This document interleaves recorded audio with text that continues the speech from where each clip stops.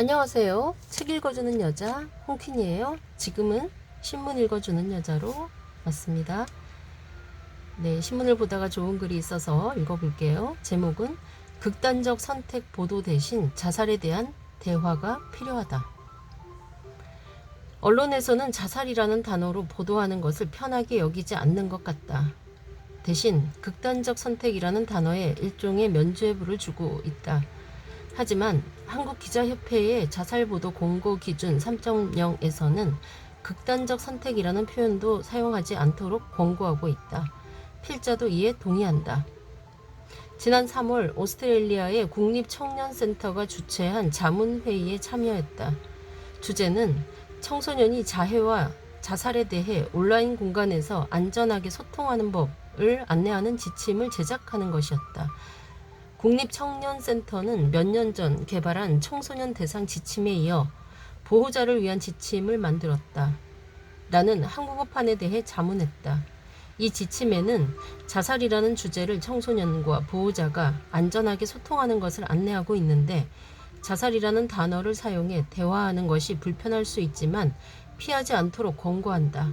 또 자살로 사망했다는 문장이나 자살에 대해 서로 이야기하는 것이 위험하거나 자살 충동을 증가시키지 않는다고 설명한다.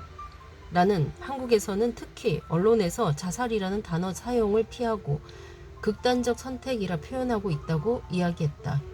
이에 대해 오스트레일리아 쪽에서는 부정적 가치 판단이 들어있는 극단적 선택이라는 단어를 사용하는 것이 자살에 대해 왜곡된 의미를 전달할 뿐 아니라 모호한 소통이 될 수 있다고 우려했다. 자살을 자살이라 말하며 소통하는 것이 필요한 상황이 있기 때문이다. 내가 근무하는 의과대학 학생들이 학술회의에서 자살 대신 극단적 선택이라는 용어를 사용해 발표하는 것을 종종 보게 된다. 자살 위험성이 있는 사람들을 면담할 때 자살이라는 용어를 사용해 명확하게 소통하는 것이 필요하다고 강의했지만 사회의 일반적 관습이 학생들에게 더 큰 영향을 미치는 것 같다. 극단적 선택이라는 부정적 가치 판단이 들어있는 용어가 자살을 의학적으로 접근하고 다뤄야 하는 예비 의료인의 인식 구조에도 영향을 미치고 있다. 누구나 죽고 싶은 마음이 드는 상황이 생길 수 있고, 자살에 대해 떠오르는 것은 자신의 의지와 상관없이 발생할 수도 있다. 이때 주변 사람이나 전문가와 이에 대해 이야기할 수 있어야 하는데, 자살을 직접 언급하는 것을 꺼리는 사회 분위기가 이를 주저하게 만들 수 있다. 우리나라 10대와 20대 사망 원인의 절반이 자살이다. 청소년이나 청년 가운데 누군가 사망하면 둘 중 하나는 자살로 인한 사망이라는 뜻이다. 나머지 절반이 교통사고나 신체 질병이다. 교통사고나 신체 건강 관리를 위해 우리 사회가 투자하고 언론에서 보도하는 것과 견조, 자살과 정신 건강에 대해서는 얼마나 투자하고 보도하고 있나.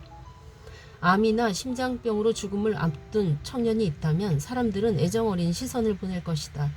하지만 정신 건강 문제로 자살 충동을 겪고 있는 청년에게는 어떻게 반응할까? 유명인의 자살에 대한 보도가 많은 시기에 자살률이 급증한다는 통계를 살펴보지 않더라도 자살 보도에 영향을 받은 환자들을 진료실에서 자주 만나게 된다.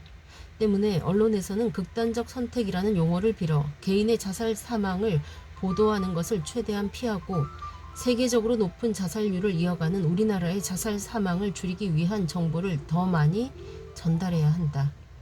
자살에 대해 따뜻한 마음으로 대화하는 것은 우리 사회의 자살률 감소에 기여할 것이다. 언론도 이러한 변화를 위해 노력해야 한다. 기사에서 더 이상 극단적 선택이라는 표현을 사용하지 않기를 제안한다. 대신 일상에서 자살을 어떻게 예방하고 안전하게 대화해 갈 수 있을지 보다 적극적인 고민과 노력이 필요하다. 네, 이상입니다. 이 글은 전남의대 정신의학과 김성환 교수의 좋은 글이었습니다. 네, 여러 가지 생각을 하게 하는 좋은 글이라는 생각이 드시죠?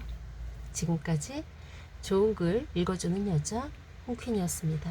감사합니다.